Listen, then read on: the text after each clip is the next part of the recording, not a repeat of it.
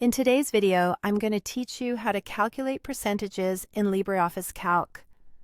Whether you're working on a school project, a business report, or simply keeping track of personal finances, understanding how to compute percentages can be incredibly useful.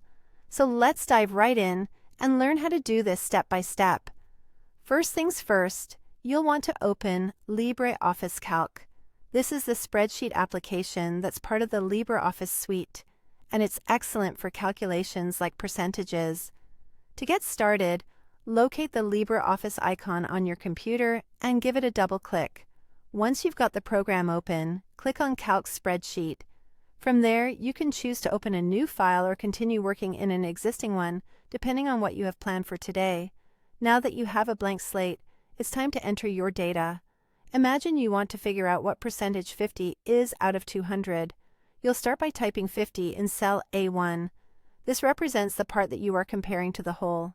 Next, move to cell B1 and type 200, which is your total. This step is crucial because getting accurate results depends on inputting your data correctly. Let's move on to writing the formula, which will help us determine the percentage. Click on cell C1. This is where you'll see the result of your calculation. In cell C1, you want to type the formula to calculate the percentage. Enter equals A1B1 directly into the cell and then press Enter. You'll notice that the result 0.25 appears in cell C1. But hang on, there's one more thing to do to convert this decimal into a percentage that's easy to read. The final step is to format that result as a percentage. Still focusing on cell C1, look up to the toolbar and spot the percentage icon. Clicking this icon will change that 0.25 to 25%, making it much more intuitive to understand.